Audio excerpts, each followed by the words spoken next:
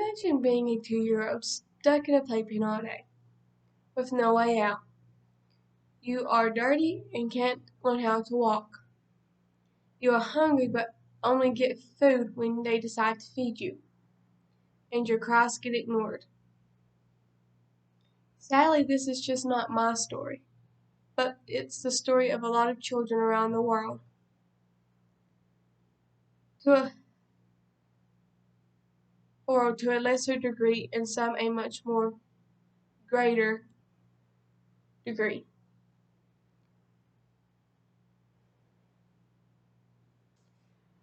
I have personally experienced I have personal experience of what it can be like in an abusive home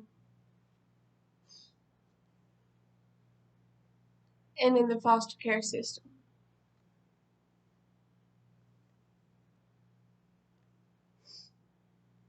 Children need to be loved in a loving, safe home with people who care about them and love them.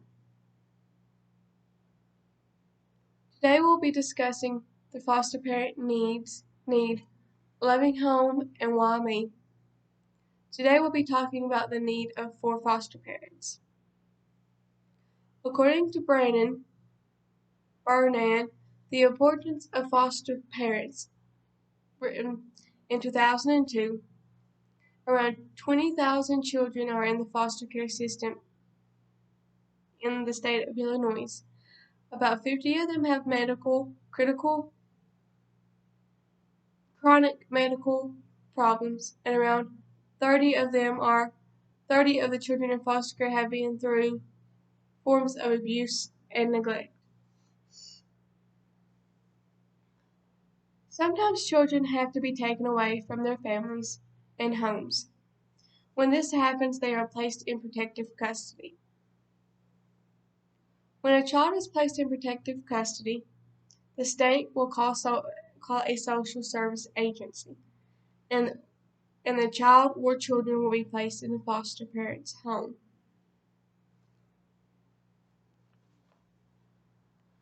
We just talked about the need for foster parents. Now we'll be discussing the need for a loving home.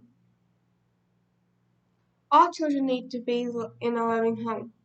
According to foster care training traits, according to foster care, 4 traits of a loving home and stable home.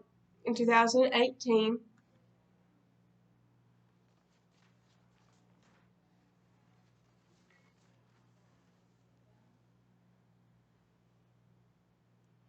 a loving and stable home starts with the foster parents, who are excited and ready to be foster parents, for the part of foster parent experience.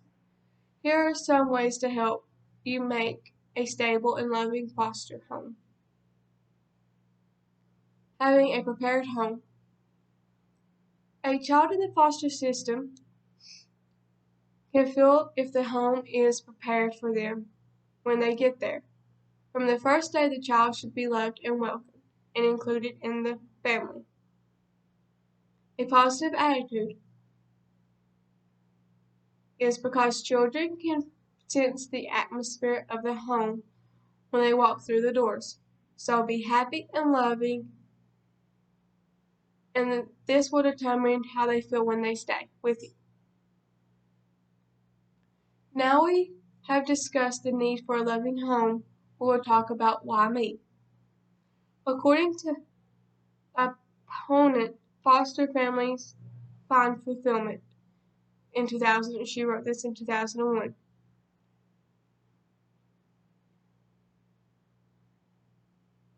Children that go into the foster care system are torn away from the only home they have ever known.